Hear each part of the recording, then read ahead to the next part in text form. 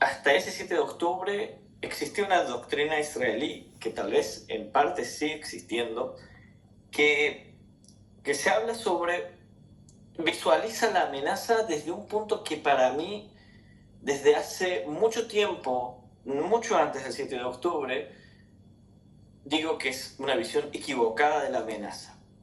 De maneras generales, obviamente, pero lo podemos enfocar un poco específicamente en Gaza. Empezando, es que cómo se tomaba el enemigo, cómo se tomaba Hamás. A Hamás se lo tomaba como un enemigo que era controlable. O sea, hay que entender esto. El ejército, en sus evaluaciones, decía que por más que Hamás tiene 24 batallones militares, por más que cada vez se está armando más, es un enemigo que puede controlar. El ejército tranquilamente puede con él. Además, si estamos hablando de cómo se visualiza la amenaza, ellos estimaban todo el tiempo que jamás no quería una guerra total contra Israel. De hecho, ni siquiera querían una escalada. Estaban convencidos en 100% de que había una disuasión. Jamás había preparado con anterioridad, no diría por meses, sino por años, sino tal vez décadas, que preparaba el terreno para algo así, donde nos acostumbraba a regresar y retomar estos tipos de comportamientos y de acciones, en que algunos momentos también nos daba a entender que jamás está disuadido y no quiere combatir contra Israel. Podríamos decir también que meses antes, cuando Israel tuvo un conflicto con la Yihad Islámica, jamás no ingresó en eso, no se metió. Entonces todos decían, se metió porque está disuadido. De hecho, también Israel, toda la parte del sistema de defensa israelí, se concentraba en que la gran amenaza iba a venir desde Hezbollah, desde el norte, que venía desde el norte, que la gran amenaza, ¿no? Y jamás ellos lo tomaban como un jugador que realmente no es un jugador importante y que jamás nunca se va a atrever a hacer nada porque lo íbamos a destruir. No solamente esto, sino que además estaban sumamente confiados en la valla de seguridad, que de hecho el que hace esta valla de seguridad, la moderniza después del conflicto del 2014, es Herzi Halevi, el actual jefe de Estado Mayor hasta la semana que viene, que termina su cargo. Y él, en esa época, era el jefe de Comando Sur, encargado de hacer esa valla de seguridad en Gaza, y él estaba sumamente confiado de que no había ningún tipo de posibilidad de que esta valla algún tipo de fuerza pueda infiltrarse. De hecho, se habían sacado muchos puestos de seguridad, o sea, puestos donde se ponían soldados. Se habían sacado muchos de estos puestos y se habían puesto solamente diferentes tipos de tecnologías, las cuales no puedo decir. Pero se confiaba que eso era suficiente, ni siquiera había faltas de soldados. Disculpen, con anterioridad les avisé que no me sentía muy bien. Tenemos, digamos, los tres pilares del fracaso, ¿no? El primero es lo que hemos dicho, que ellos creían que jamás no estaba interesado. El segundo es que era un enemigo que se podía controlar, que fácilmente se podía controlar. Y el tercero es que con las fuerzas que tenían en el terreno era suficiente, y con la tecnología para detener estos ataques eran suficientes. Entonces se estimaba que como mucho iban a ingresar 70 terroristas, pero digamos, en el peor escenario se decía esto, ¿no? Entonces, cuando uno está bajo ese concepto, toda señal que empieces a recibir de tu enemigo, la vas a transformar y traducir en el concepto que vos estás encerrado. Te va a ser muy difícil llegar a aceptar que puede ser que está pasando otra cosa. Y yo creo que hasta personas de alto rango, cuando han avisado sobre que puede ser que está pasando algo peor, no los han tomado en serio. Y yo creo que también hay algunos que ni siquiera han dicho lo que han pensado para que no, como se dice en cordobés, para que no lo tomen para la joda. Pero mira, no, o sea, son tipo grandes, no podés hablar estas cosas, estás delirando. A ese nivel está en ese momento los altos rangos del ejército que no pensaban siquiera en la posibilidad de que esto pueda suceder. Disculpen, voy a tomar un poco de agua. Les voy a leer, y disculpen que tengo que leer, pasa que es mucha información. Les voy a leer digamos, la cronología de lo que pasó la noche anterior.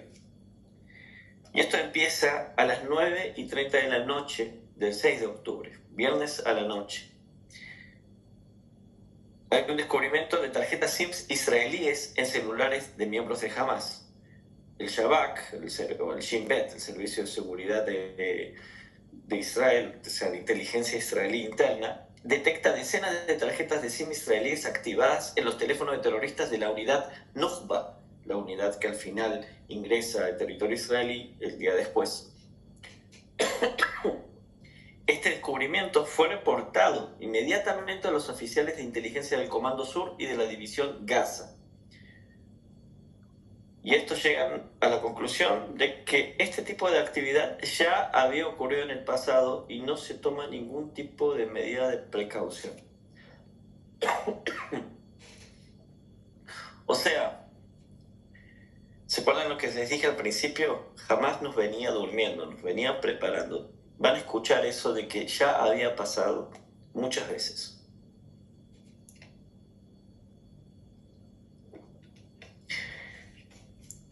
Entonces, cuando ellos reciben esta información, ¿para qué querían los terroristas israelíes?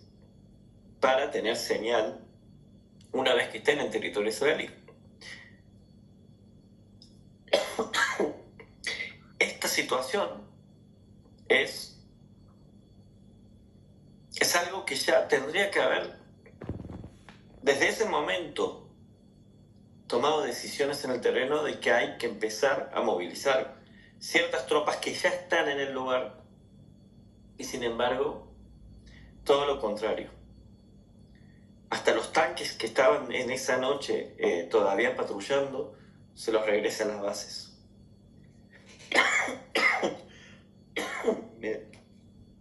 Me van a disculpar. Nos vamos a las 11 de la noche. 11 de la noche, allá se nota que hay altos operativos de Hamas, o sea, operativos de alto rango de Hamas, que ingresan en túneles subterráneos. O sea, generalmente hacen esto cuando entienden que va a haber una operación militar y que pueden ser bombardeados o que el ejército lo primero que va a hacer es buscar eliminarlos. Entonces ellos ya se esconden con anterioridad.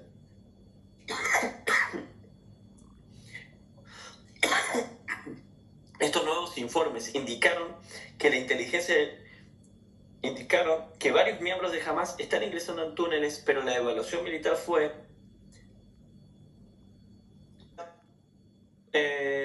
anormal.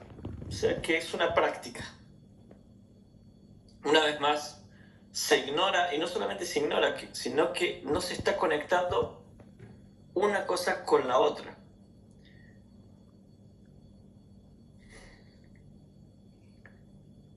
Entonces se descarta esto como una falsa alarma. Y aquí viene lo más importante. A las 3 de la mañana se hace una evaluación de emergencia. En esta evaluación de emergencia, el jefe del Comando Sur, el comandante Jaron Finkelman, sostuvo una reunión con agentes de altos funcionarios del Shabak y oficiales de la inteligencia militar. En ese lugar, en ese momento, el jefe de operaciones le dice que él cree que hay que llamar a todos los comandantes de batallón que estaban en sus casas, hay que llamarlos a todos, porque había algunos que estaban en las bases y otros en sus casas. Y él dice que no hace falta. Y eso ya es muy extraño, y ya, porque es lo básico de lo básico. Cuando empiezan a ver ese tipo de cosas, se empiezan a llamar a los más altos cargos, a los oficiales y después a los soldados, pero ya se empiezan a llamar para que haya cierta evaluación y preparación, y para que también, si se decide llamar a las tropas que están en las casas, que están de franco, como se dice en Argentina, ya los oficiales ya estén en la base preparando las órdenes a seguir, ¿no? Sin embargo,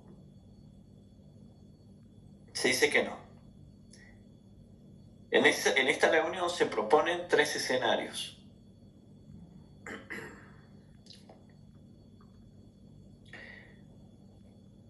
A propósito, también había saltado otra alarma de otra cosita más, pero es clasificada y no se puede decir. Pero de todas formas no se conectan las alarmas. O sea, acá hay una alarma de algo que sucede, aquí también, y no se conectan. Se llegan a 3 posibles escenarios. El primero es que Hamas estaba entrenando. El segundo era que tal vez estaba preparando algún tipo de respuesta por una operación que estaba haciendo Judea y Samaria. Y el tercero era que tal vez sí iban a hacer un ataque, pero un ataque muy, muy, muy limitado, algo que no llevara hacia una operación mayor.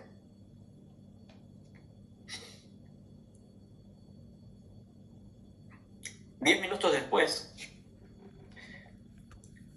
se informa, el jefe del Comando Sur informa a Herzi Halevi, que es el jefe de Estado Mayor, o sea, el jefe del ejército en sí, y él Herzi Halevi, el jefe de Estado Mayor, da la orden de prepararse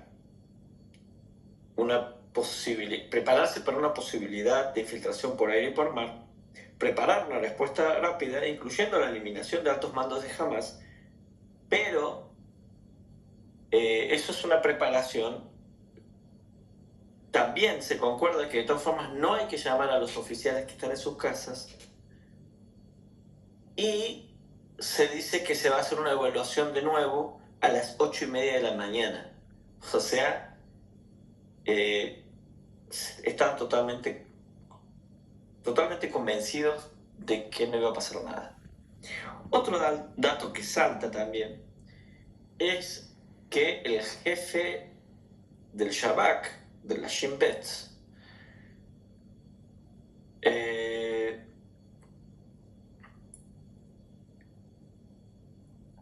también a esa hora sí manda a oficiales, a un equipo táctico que aquí se le llama equipo Tequila, que es un equipo especial que pertenece al Shin Bet. No puedo decir demasiado, es conocido, pero prefiero no decir demasiado, con la misión de que se puedan rescatar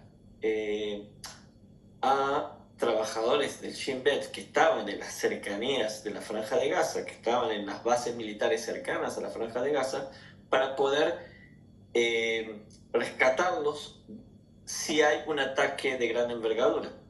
Y ahí suena una gran pregunta de cómo puede ser que el jefe de Shin Bet tenga tan miedo tan grande, y sin embargo en el ejército no, pero por el otro lado ninguna de esa información llega más arriba, porque al fin y al cabo lo que sí se ha demostrado estos días, que el primer ministro nunca recibe esta información de lo que estaba pasando.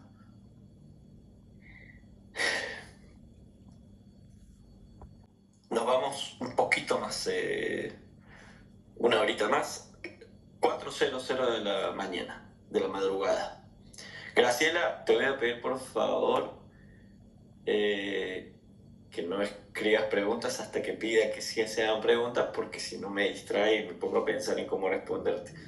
Entonces, por favor, sin preguntas. Yo termino la exposición y después sí. Ahora, somos 242 personas, podemos ser más.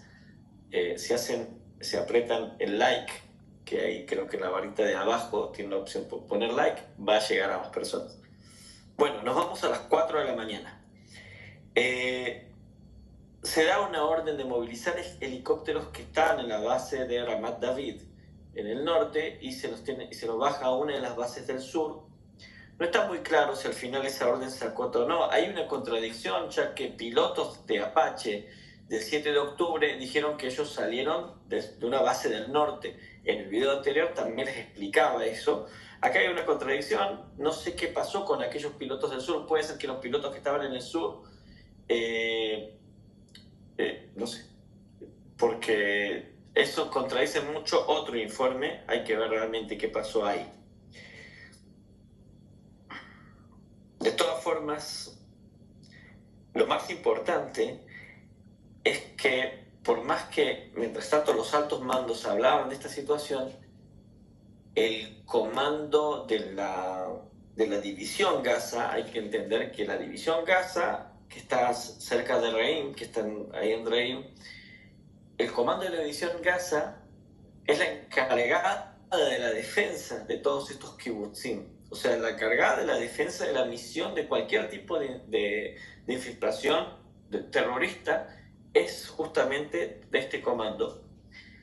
Y más allá de todas estas alertas, el comando de la División Sur no sube una alerta habitual a las bases. De hecho, lo único que hace es prohibir a los soldados que estaban en misiones de patrullar las fronteras acercarse demasiado, porque podía haber algún tipo de amenaza de disparos con misiles antitanques. Hay que entender esto, y hago un stop justo a esto de lo que es las 4 de la mañana. Generalmente, hasta en tiempos de paz, en el ejército israelí, en bases operativas, o sea, bases que están muy cerca del enemigo o están rodeadas del enemigo, algo que se llama prepararse o estar preparados en el amanecer. Konenut im Shahar se dice en español. Y esto significa que en las horas que el sol, que está amaneciendo, que está saliendo el sol, son las horas más difíciles para defender, ya que es muy difícil en el terreno ver un enemigo porque el ojo no logra distinguir qué está viendo, ya que en la oscuridad plena el ojo está acostumbrado y en la luz plena también, pero en esas horas, también en el atardecer puede pasar esto, es una hora muy difícil. ¿Y por qué justamente se da más preparación en estas horas? Porque también la mayor parte del tiempo de la noche, supuestamente, la base está durmiendo, excepto los soldados que están en guardia, ¿no? Entonces,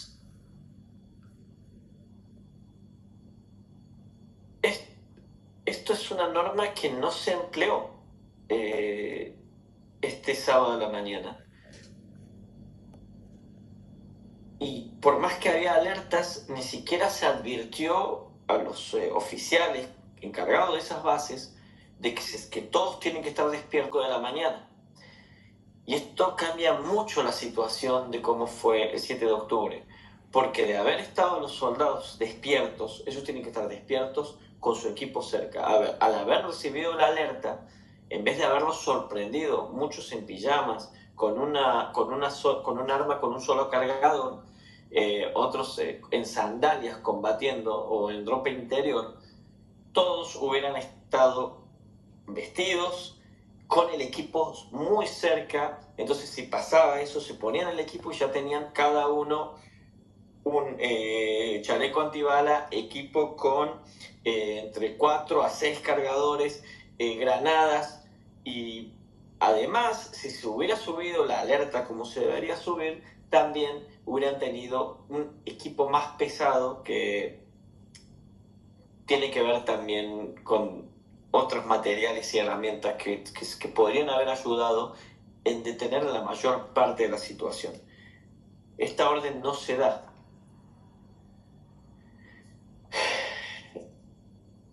Esta orden no se da y eso es crítico. Y eso cambia muchísimo lo que pasa horas después. Entonces tenemos que estos principales fallos son que se ignoraron las múltiples alertas previas. La inteligencia analizó cada situación de una manera aislada. Todas las comunicaciones claves con Hamas, de hecho intervenir en las radios de Hamas y cosas por el estilo, no se hicieron. Y todo se analizó bajo una sensación de una falsa seguridad completa. Entonces, cuando vos basás tu defensa bajo solamente indicativos de inteligencia o bajo conceptos y no basás tu defensa bajo la capacidad real que tiene tu enemigo y subestimarse esa capacidad, entonces, en fin, es muy duro y muy distinto. Ahora nos vamos a ir a lo que pasó el 7 de octubre. Mis comandos, los que tienen que tomar las decisiones, ¿no? A las 7:30 de la mañana sabían ya un 40%. A las 8:30, un 55%. A las 10 de la mañana, solamente un 61%. 10 de la mañana, el ataque empieza a las 6. A las 11:15 entienden que uno de los comandantes de más alto nivel, el comandante de brigada, de la Brigada Sur, ya había muerto al parecer alrededor de las 8 de la mañana, o sea que no tenían comando hace mucho tiempo. A las 11:30 de la mañana tenían un 85% de lo que estaba pasando. Estamos hablando de que 5 horas después de que empieza el ataque, en las FDI todavía no saben de ciertos lugares donde estaban siendo atacados por terroristas de Nukba, y ellos todavía no saben que ahí también hay combates.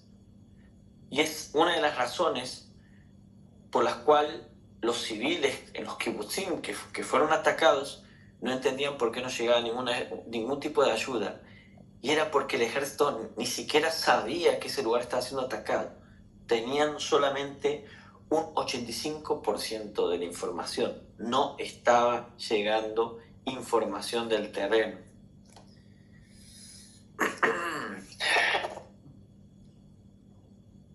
A las 6:30 llegan los primeros comandos que habían sido llamados de las bases. Llegan primeros comandos que se meten directamente para tratar de combatir. Lamentablemente, muchos de los que llegan en todo ese día mueren en el camino porque ya los esperaban con diferentes, ¿cómo se diría? Ambush, me olvido a veces del español. Emboscadas, ¿ok? A las 6:45 llega también una división de la división 80 de infantería. A las 7:15 se da la orden de enviar a todos los refuerzos disponibles en el ejército que estaban disponibles en el momento. Toda fuerza militar que esté disponible en el momento para enviar se la llevó. Si estaban en ese momento soldados en bases operativas o en bases de entrenamiento, se los reclutó en el lugar y se los llevó lo antes posible, pero estos tardan mucho en llegar. Por ejemplo, recién a las 11 del mediodía llega la brigada 800 de paracaidistas, la 890, a propósito de la brigada que yo pertenecía cuando estaba en el ejército regular. Pero llega recién a las 11 de la mañana. A la 1:30 llega una brigada de tanques, la brigada 53. Y hay que entender algo. La mayor parte de la masacre ocurrió entre las 6 de la mañana y las 12 del mediodía. O sea que estamos diciendo que la mayor parte del refuerzo llega mucho después de la masacre. De hecho, 3/4 de las fuerzas que estaban combatiendo en la mañana, o sea, de las fuerzas que estaban ahí desde el principio, habían sido eliminadas en las primeras 3 horas de combate. 3/4 de soldados habían sido asesinados ya en las primeras 3 horas.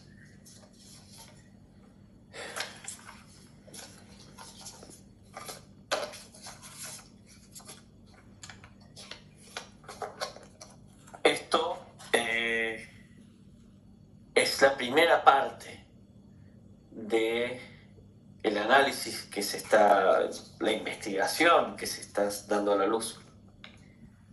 Pero yo, como muchos, no me quedé conforme.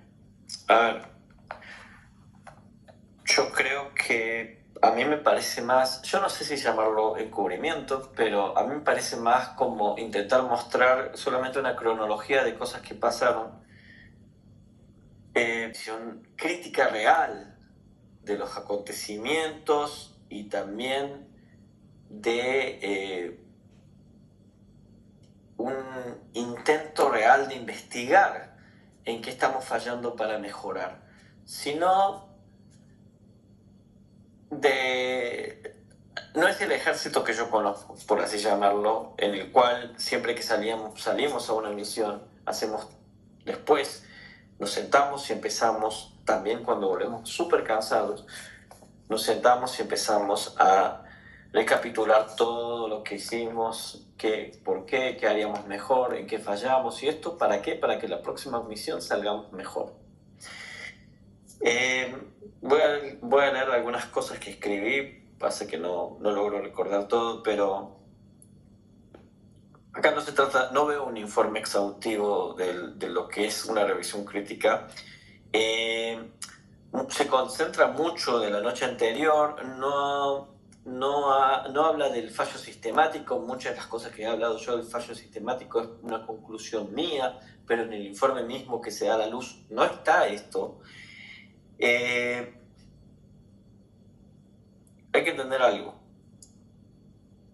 Es un hecho que el 7 de octubre fue un fracaso total de la seguridad nacional israelí.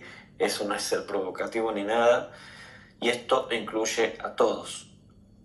Al ejército mismo, a la inteligencia, al jefe de Estado Mayor con todo su equipo, al Shin Bet y también al gobierno. Y todos fallaron en todos los niveles. Y esto lo escribo aquí, dice: primero principal, no hubo una advertencia sobre una posible guerra, un conflicto de gran envergadura. La inteligencia no logró destacar la acumulación de fuerzas de ofensivas de Hamás, de las planificaciones de Hamás. Hubo mal análisis de los escenarios, se ignoraron todas las señales completas que se estaban dando de la preparación de un ataque a gran escala. El concepto estratégico era muy erróneo, las evaluaciones se asumieron sobre que Hamás estaba disuadido. Y eso hay que entender que eso afecta mucho al soldado que está en el terreno. O sea, nosotros basamos nuestra actividad y también nuestro estar despiertos, digamos, o sea, estar más atentos según lo que recibimos también de los altos mandos, según lo que recibimos de la inteligencia. Y si de arriba te dicen que está todo bien, que está todo tranquilo, que jamás está disuasivo, imaginar el soldado que está ahí en el terreno, dice, acá no pasa nada, me puedo ir a dormir. O sea, eso te viene desde arriba, ¿no?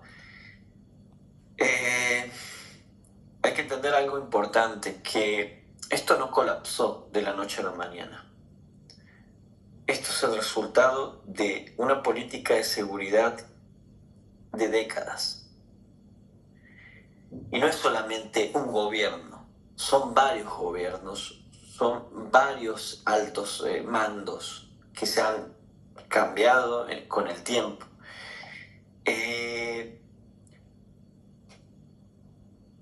Esa doctrina de gestionar el conflicto, de mantener de todo el tiempo pasar y mantener esto tranquilo, en vez de eliminar una amenaza, todo el tiempo gestionar la amenaza, es una decisión fácil, pero cobarde al mismo tiempo, porque todo el tiempo teníamos ese miedo de hacer una guerra total contra el Hamas, por ejemplo, ¿no?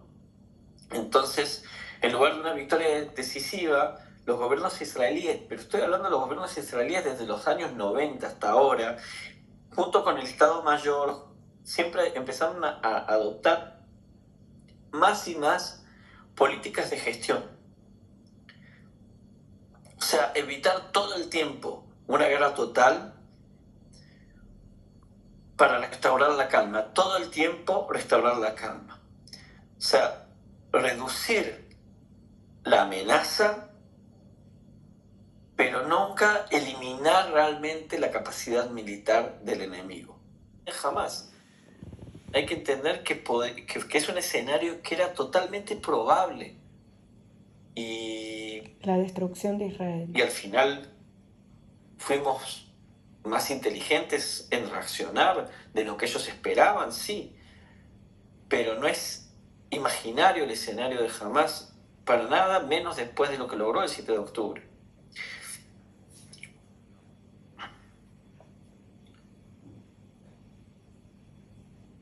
Hay varios indicadores que se ignoraron sobre diferentes amenazas y diferentes preparativos de Hamas, donde estaba haciendo muchísimas pruebas, lanzando cohetes al mar, que son pruebas de balística, pruebas de calibración, pruebas de lanzadores, y Hamas estaba haciendo esto y lanzaba estos cohetes al mar, misiles al mar. Israel no hacía nada con esto y decía, son prácticas. Adelantaba, jamás hacía todo el tiempo un ejercicio militar con todas las facciones. Generalmente lo hacía para octubre, para finales de octubre, y esto lo adelanta para principios de septiembre. Y eso no era solamente una preparación, además de vuelta nos dormían, o sea, en octubre siempre preparaban algo, siempre hacían un ejercicio, y al final un día, una vez lo hacen con anticipación, y todo el tiempo Israel, que decía, están entrenando. ¿Recuerdan esto? Para los que saben historia, esto significa exactamente lo que hizo Egipto y Siria, pero más que nada Egipto, antes de la guerra de Yom Kippur. Antes de la guerra del 77, 73, 6 de octubre del 73, Egipto todo el tiempo preparaba, como que construía todo y hasta puentes y esto para pasar del otro lado del canal de Suez, o sea, del lado donde estaba Israel, y después se daba marcha atrás y listo. O sea, era todo el tiempo un ejercicio militar. Israel al final decía, es otro entrenamiento más, hasta que el 6 de octubre Egipto, junto con Siria, ataca. Hizo exactamente lo mismo en Hamas. Todo el tiempo hacía entrenamientos, y eso durmió muchísimo también a Israel. Además, hay que entender que subió drásticamente la cantidad de atentados en Judea y Samaria a vísperas del 6 de octubre, del 7 de octubre, y que además durante 2 semanas hubieron disturbios en la frontera de la Franja de Gaza. Y en esos disturbios también hubo disparos, en esos disturbios también se utilizaron cargas explosivas, pero en Israel se decía que son solamente protestas para llegar a tipos de ciertas concesiones humanitarias. El 3 de octubre la Yihad Islámica realiza un ejército militar con disparos de prueba hacia el mar y simulaciones de toma de bases de secuestros de soldados. El 5 de octubre la Yihad Islámica lleva a cabo el desfile militar más grande, exhibiendo miles de terroristas con armamento avanzado, incluyendo drones suicidas y cohetes. Y a pesar de todos estos indicadores LED, todos decían de todas formas, jamás está disuadido, no quiere un conflicto directo con Israel, no es capaz de lanzar una ofensiva de grande escala. El Estado Mayor y el liderazgo político estaban convencidos en su propia fantasía de seguridad. Ellos habían hecho su propio análisis y negaban cualquier evidencia que contradijera esto.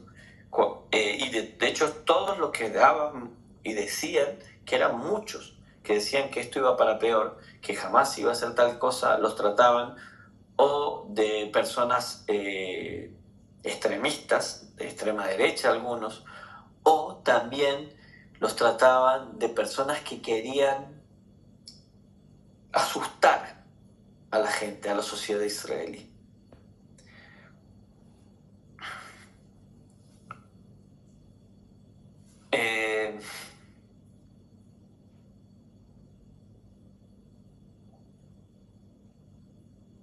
No quiero repetir cosas que ya puse, pero bueno, para finalizar, la primera toma de lo que se ha publicado en Israel dice muchas cosas